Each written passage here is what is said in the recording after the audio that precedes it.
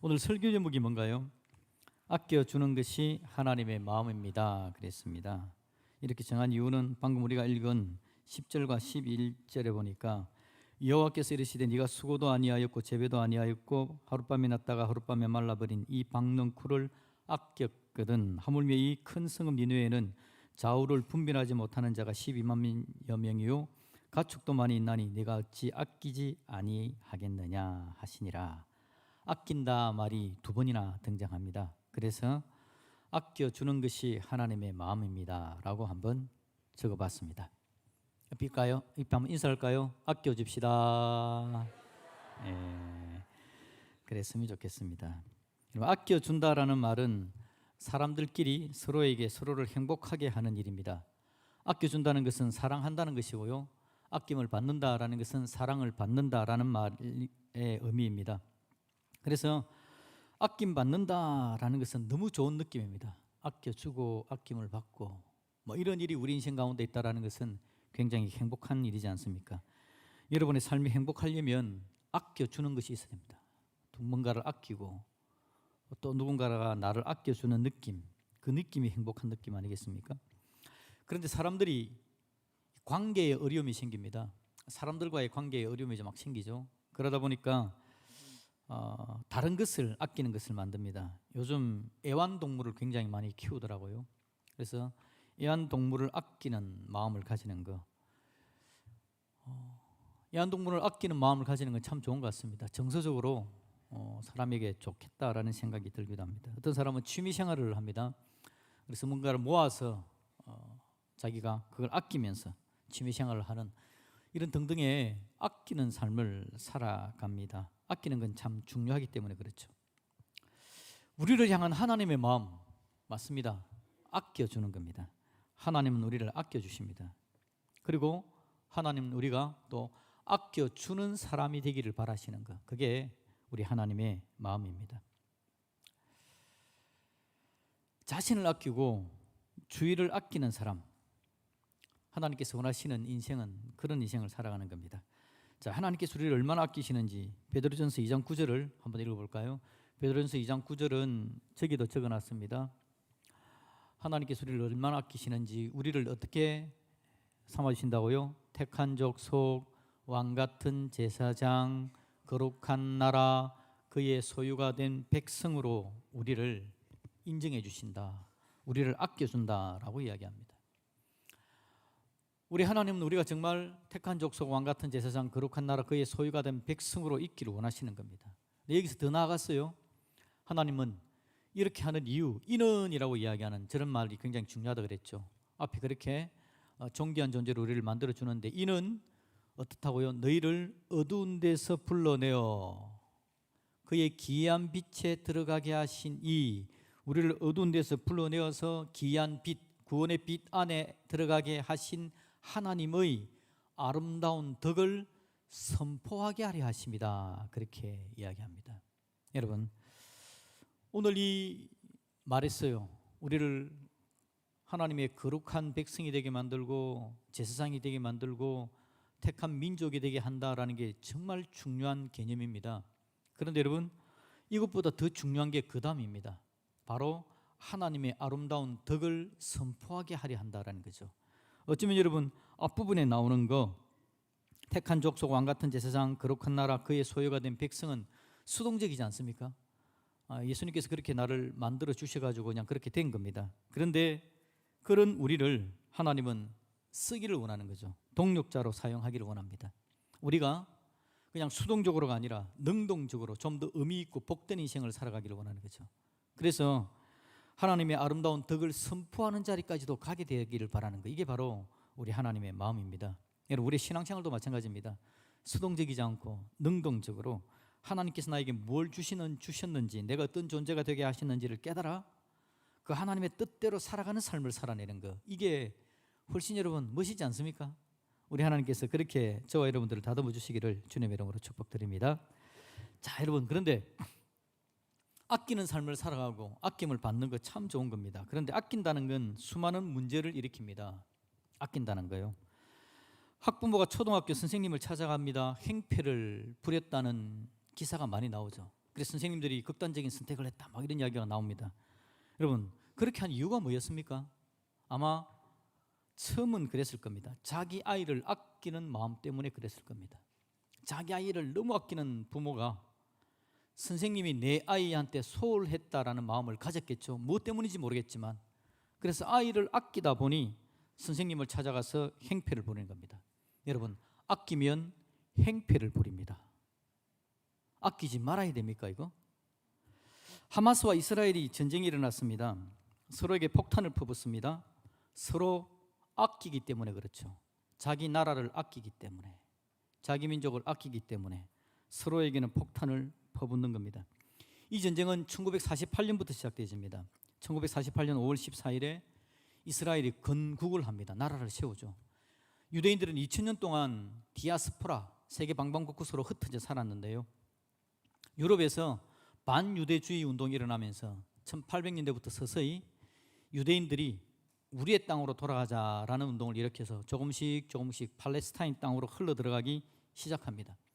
그러면서 세계 제1차 대전 때에 영국의 공로를 세우고 영국 장관과 함께 협상을 맺죠. 그게 뭐냐니까, 우리가 영국을 위해서 공헌할 테니 영국은 우리나라를 건국해 도와주시오라고 협상을 맺습니다. 그리고는 1948년 5월 14일 날 건국을 합니다. 2000년 동안 돌아다니던 사람들에게 땅이 생긴 겁니다. 얼마나 좋은 겁니까? 흩어졌던 민족들이 땅이 생깁니다. 얼마나 귀하고 아름다운 겁니까? 그런데 여러분, 2000년 동안 그 땅에 살았던 팔레스타인 사람들은 어떻게 합니까? 2000년 동안 자기 땅인 줄 알고 그렇게 살았는데 갑자기 강대국의 힘을 덧입어서 유대인들이 들어와서 우리 땅이야 라고 말을 하는 겁니다. 갑자기 자기 땅을 잃게 되는 거죠. 양쪽이 서로를 아낍니다. 이스라엘 사람도 자기를 아끼고 팔레스타인도 자기를 아낍니다. 우리가 우리의 땅을 내놓을 수 없다는 마음을 가집니다. 그래서 상대방에게 폭탄을 퍼붓습니다. 미국 대학가와 유럽 곳곳에서 맞불 시위가 벌어진답니다. 한쪽은 이스라엘을 두둔하고 한쪽은 팔레스타인을 두둔하고, 이스라엘 두둔하는 사람들은 이야기하기를 하마스가 저렇게 악질적이다, 어떻게 사람들을 저렇게 처형할 수 있냐라고 이야기합니다.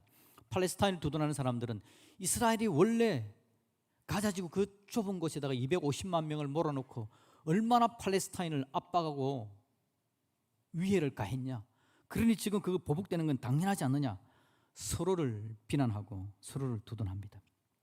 아끼는데 여러분, 아끼면 죽입니다. 이게 인생의 문제 아닙니까, 여러분? 아낀다는 말을 함부로 하면 안 될 것 같습니다. 어떤 이는 자신의 감정을 아낍니다. 자기의 사랑하는 감정, 이성에게 사랑하는 감정을 가집니다. 그 감정을 아끼죠. 내가 사랑하는데 그런데 그 이성이 받아주지를 않습니다. 그래서 상대방을 찾아가서 스토킹을 합니다. 경찰에 신고를 당하죠. 그리고는 재판을 받게 됩니다. 재판의 결론이 나오기 직전에 그 여인을 찾아가서 죽입니다. 내가 내 감정을 아꼈던 결과입니다. 내가 내 감정을 아꼈는데 나를 살인자로 만들었고 나를 감옥에 있게 만들며 내가 사랑한다고 이야기했던 여인을 죽이게 되는 겁니다. 오히려 자기 자신을 함부로 대하는 거죠. 아낀다라는 말은 함부로 대한다는 말의 반대 개념 아닙니까? 아낀다는 것은 함부로 대하지 않는다라는 걸 이야기하는 건데, 자기를 아꼈는데 자기를 함부로 대하게 돼서 자기를 살인자 만들고 감옥에 있게 만들어 버립니다. 아끼는 것은 여러분 함부로 대하지 않는 건데요, 아끼는 것은 여러분 원래의 가치가 드러나게 하는 겁니다. 원래의 가치가 드러나서 상대방이 존중되게 만드는 것. 내가 나를 아끼는 것은 나의 원래의 가치가 드러나서 내가 지극히 존중을 제대로 받게 되는 것. 이게 아끼는 겁니다. 그래서 아낀다는 개념에 여러분 하나님이 빠질 수가 없습니다. 사람들은 잘못 아낍니다. 잘못된 방향으로 나아갑니다. 아낀다고 한 것이 범죄 행위가 되어지고 문제가 발생이 됩니다. 그래서 하나님께서 아낀다라는 말의 의미가 뭘까?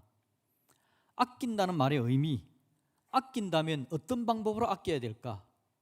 여러분, 내가 나를 아꼈는데 나를 범죄자 되게 만들고 내가 감옥에 있게 만들고, 내가 내 가족을 아꼈는데 사랑한다고 했는데 아낀 그것이 내 가족을 오히려 힘들게 만들고 내 자녀를 구렁텅이에 몰아넣는다면 이 아낀다는 말의 의미를 제대로 알아야 되지 않을까요?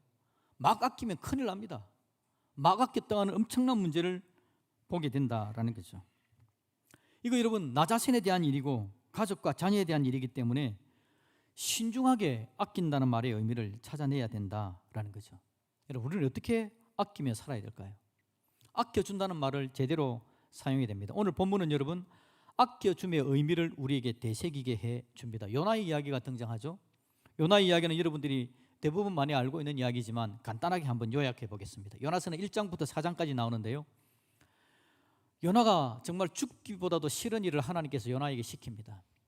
그 일은 뭐냐니까 니느웨라는 곳에 가서 그 사람들을 회개시키라는 겁니다. 요나가 싫습니다.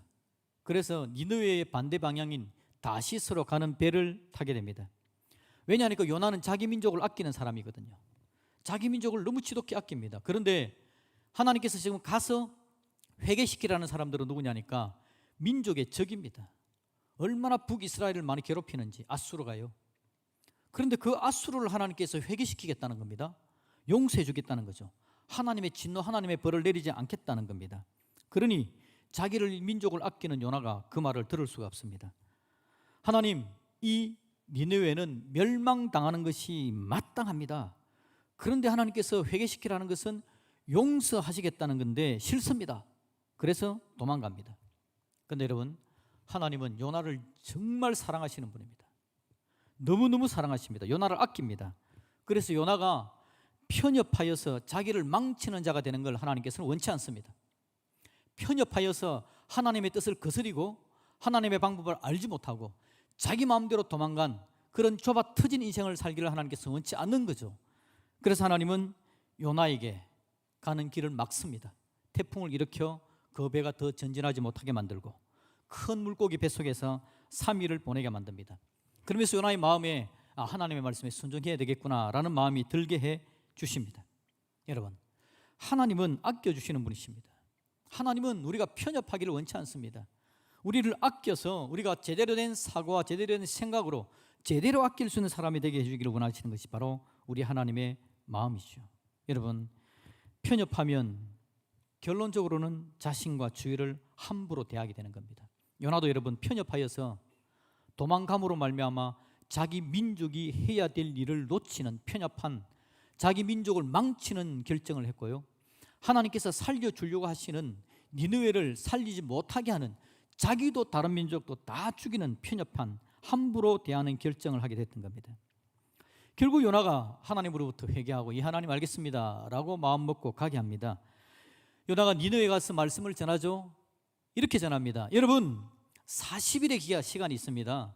40일이 지나고 나면 하나님께서 여러분들에게 진노할 겁니다. 회개하세요 라고 이야기를 합니다. 요나가 세게 이야기했을까요? 서서히 했겠죠. 별로 내키지 않는 일이니까. 그런데 여러분 그랬음에도 불구하고 엄청난 일이 발생합니다. 놀라운 일이 생깁니다. 그 악독한 민족이 하나님께 회개를 하는 겁니다. 임금부터 시작해서 굵은 베옷을 입고 제위에 앉습니다. 금식을 선포합니다. 하나님께 부르짖고 악한 길에서 떠날 것을 결정을 합니다. 안 그랬으면 좋겠는데 이 민족이 왜 회개를 할까요? 그러자 하나님께서 뜻을 돌이킵니다. 내리기로 한 재앙을 내리지 않으십니다. 하나님은 아끼는 분이기 때문에 그렇습니다. 하나님은 아끼는 분이기 때문에.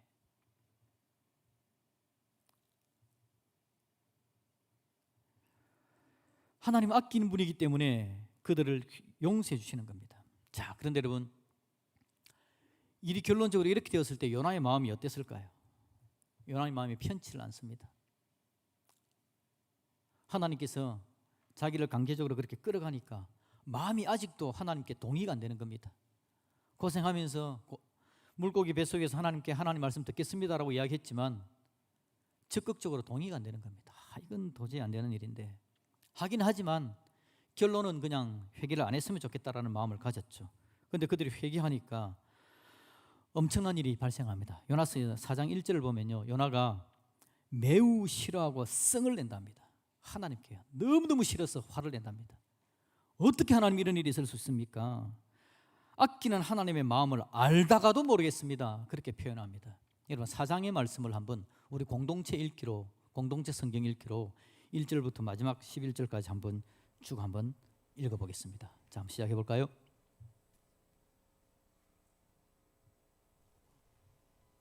시작하자고요.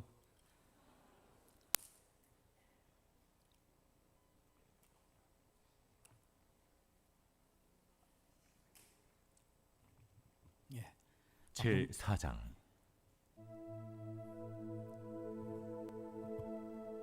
요나가 매우 싫어하고 성내며 여호와께 기도하여 이르되, 여호와여, 내가 고국에 있을 때 이러하겠다고 말씀하지 아니하였나이까? 그러므로 내가 빨리 다시스로 도망하였사오니 주께서는 은혜로우시며 자비로우시며 노하기를 더디하시며 인애가 크시사 뜻을 돌이켜 재앙을 내리지 아니하시는 하나님이신 줄을 내가 알았음이니이다. 여호와여, 원하건대 이제 내 생명을 거두어 가소서. 사는 것보다 죽는 것이 내게 나음이니이다. 하니 여호와께서 이르시되, 네가 성내는 것이 옳으냐? 하시니라. 요나가 성읍에서 나가서 그 성읍 동쪽에 앉아 거기서 자기를 위하여 초막을 짓고 그 성읍에 무슨 일이 일어나는가를 보려고 그 그늘 아래에 앉았더라. 하나님 여호와께서 박농쿨을 예비하사 요나를 가리게 하셨으니 이는 그의 머리를 위하여 그늘이 지게 하며 그의 괴로움을 면하게 하려 하심이었더라. 요나가 박농쿨로 말미암아 크게 기뻐하였더니 하나님이 벌레를 예비하사 이튿날 새벽에 그 박농쿨을 갉아먹게 하심에 시드니라. 해가 뜰 때에 하나님이 뜨거운 동풍을 예비하셨고 해는 요나의 머리에 쪼임에 요나가 혼미하여 스스로 죽기를 구하여 이르되, 사는 것보다 죽는 것이 내게 나으니이다. 하니라. 하나님이 요나에게 이르시되, 네가 이 박농쿨로 말미암아 성내는 것이 어찌 옳으냐? 내가 성내어 죽기까지 할지라도 옳으니이다. 네가 수고도 아니하였고 재배도 아니하였고 하룻밤에 났다가 하룻밤에 말라버린 이 박농쿨을 아꼈거든.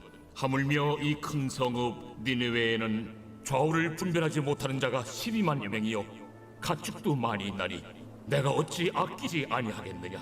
하시니라. 아멘. 요나가 싫어하고 성을 낸답니다. 그러면서도 혹이라도 니느웨 성이 다시 죄를 지어서 하나님께서 불을 내릴까봐 기대하는 마음으로 성 밖에서 이 성을 바라보고 있는 거죠.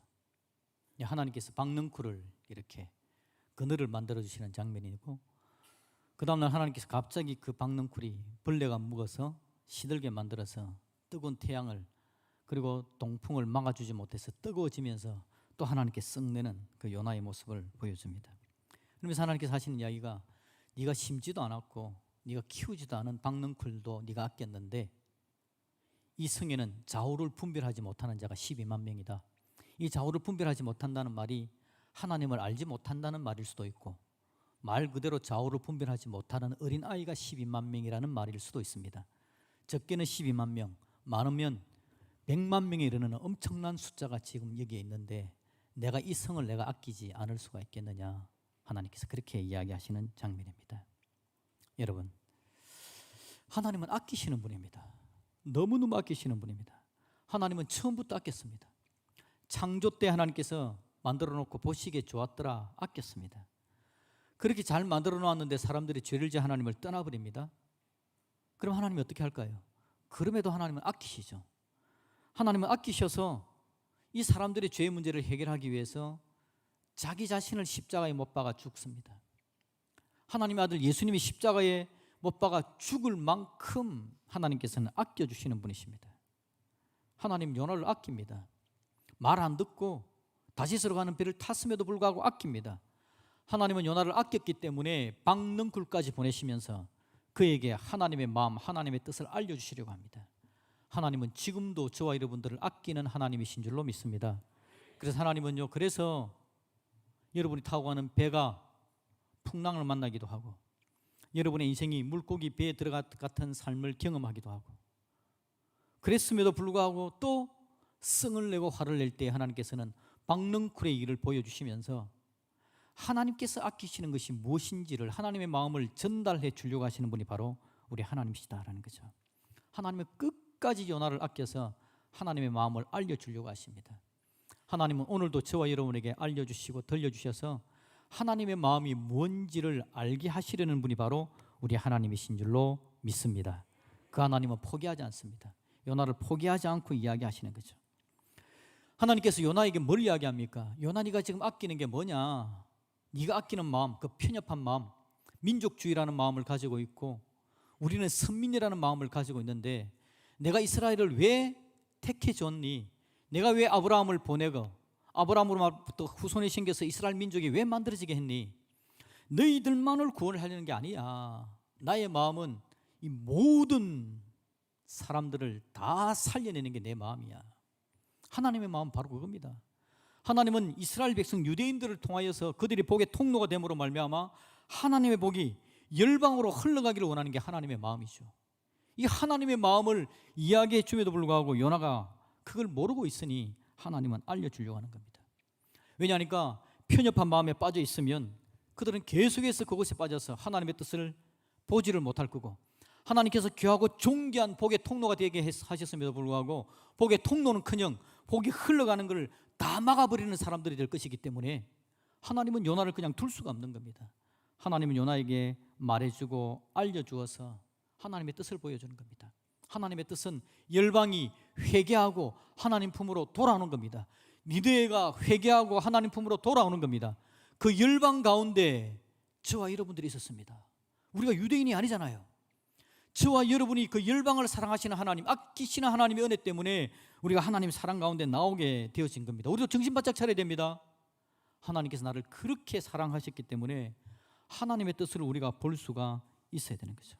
여러분, 하나님은 인생들이 하나님 앞에 들어와 하나님과의 관계를 정립하고 하나님의 백성으로 살게 주기를 원하는 것이 바로 하나님의 마음입니다. 그런데 여러분, 우리가 이 땅을 살아가는 가운데서 아껴준다라는 명목으로 오히려 하나님의 뜻을 어그릴 때가 너무 많은 거죠. 그래서 여러분, 오늘 설교 제목이 뭐라고요? 아껴주는 것이 하나님의 마음입니다 라고 말을 했는데 이 말은 이렇게 바꿀 수 있습니다. 하나님의 마음은 하나님의 마음으로 아껴야 합니다 라는 겁니다. 우리가 여러분 아껴야 되는데 그냥 막 아끼는 거 아닙니다. 하나님의 마음으로 아끼는 거, 그래야 제대로 아끼고 제대로 살아가는 삶의 역사가 나타나게 되는 겁니다. 요나가 자신과 자기 백성을 아끼는 방법, 그건 하나님의 뜻을 찾는 거였습니다. 하나님의 아끼심을 이해해야 되는 겁니다. 하나님의 아끼심을 이해하고 하나님의 좋은 도구가 될 때에 나를 가장 아끼는 것이 되어진다라는 겁니다. 여러분, 하나님은 정말 우리를 아끼는 분이십니다. 그래서 하나님의 뜻대로 우리가 순종하기를 바라십니다. 그래야만 우리가 가장 아름다운 인생이기 때문에 그렇죠. 제가 여러분 아낀다라는 말의 의미를 이야기하면서 함부로 대하지 않는 것이다, 아낀다라는 것은 원래의 가치가 드러나게 만들어주는 것이다 라고 이야기했습니다. 여러분의 자녀가 원래의 가치가 드러났으면 좋겠습니다. 여러분의 자녀를 아끼는데요, 어떻게 아껴야 제대로 아끼는 겁니까? 여러분의 자녀가 하나님의 아끼심을 이해하게 되기를 주님의 이름으로 축복드립니다. 그리고 하나님께서 온 세상을 아끼기를 바란다라는 걸 알고 그도 다른 사람을 아낄 수 있는 자가 되는 것, 그게 바로 여러분 우리가 우리 자녀를 아끼는 방법입니다. 하나님의 마음을 알려주는 겁니다.